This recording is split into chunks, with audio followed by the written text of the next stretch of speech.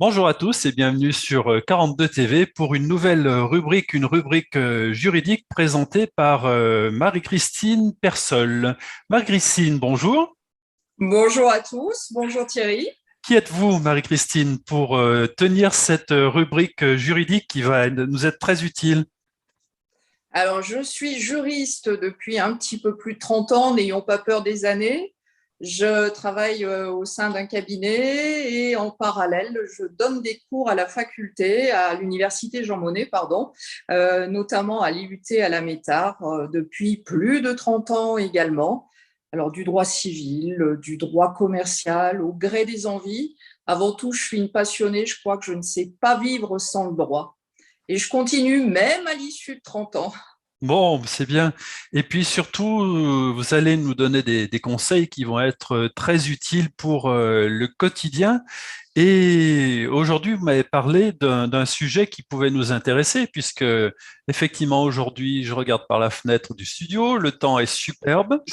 On va même battre des températures records, paraît-il, selon Europe 1, des températures nationales supérieures qui seraient stéphanoises, pour une fois, à 20 degrés cet après-midi. Donc, c'est énorme. Et quand le soleil vient, qu'est-ce qui se passe? Eh bien, les arbres et la végétation poussent.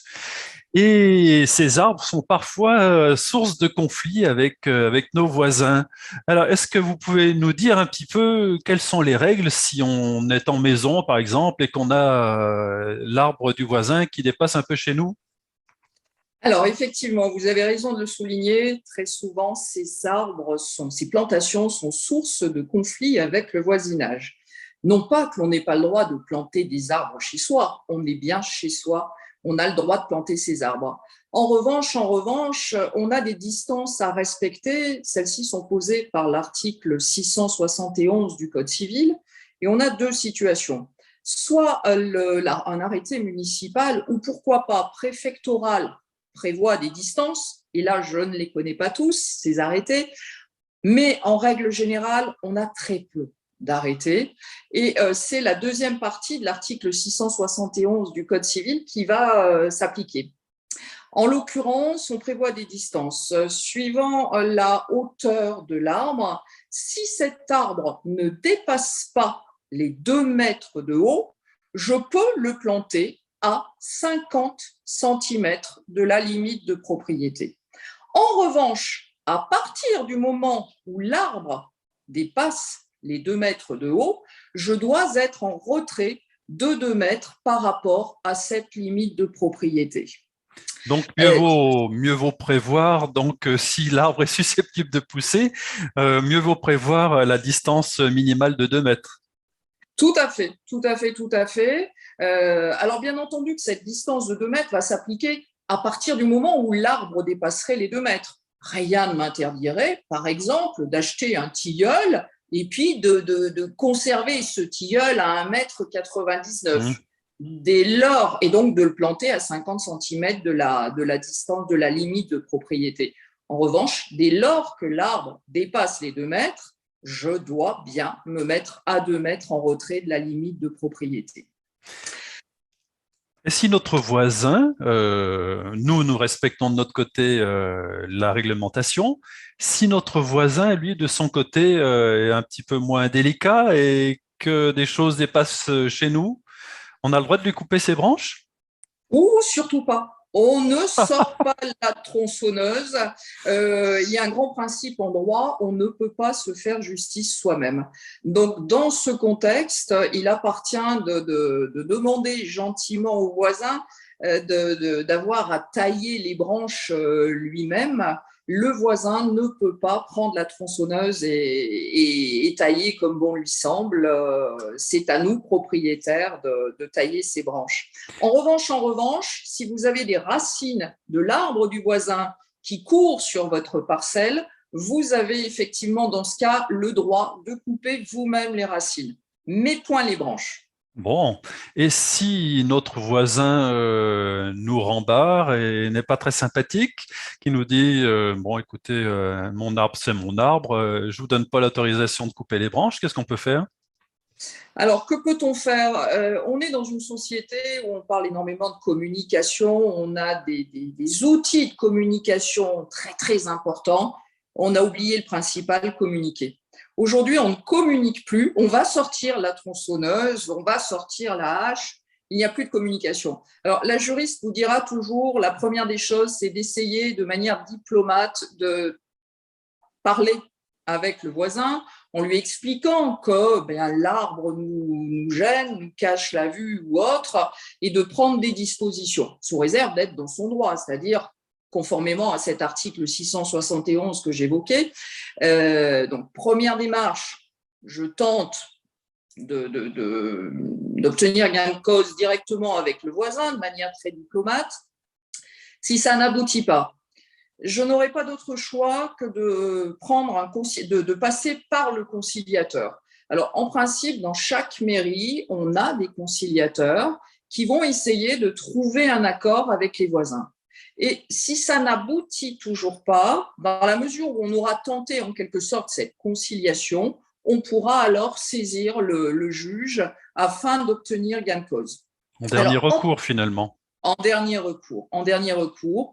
Je le constate chaque jour, de nombreux dossiers peuvent être réglés à l'amiable. C'est une question de bon sens. À partir du moment où on informe correctement la partie adverse, en règle générale, on aboutit à un accord. Ça ne fonctionne pas à 100%.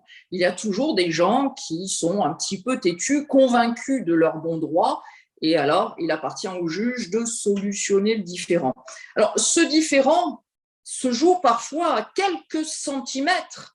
C'est-à-dire que quand je vous dis que l'arbre doit être planté à 50 centimètres ou à 2 mètres en fonction, va se poser la question de savoir comment mesurer cette distance.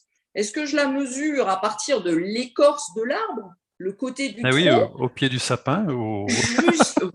Jusqu'à la limite de propriété? Non. La Cour de cassation a tranché, donc c'est dire que ces conflits vont parfois très très loin. On va jusque devant la Cour de cassation. Il n'y en a qu'une en France, elle est à Paris. Donc ce n'est pas un 3e degré de juridiction, c'est la juridiction du droit qui applique le droit. La Cour de cassation a tranché et on va mesurer cette distance à partir de l'axe médian de l'arbre.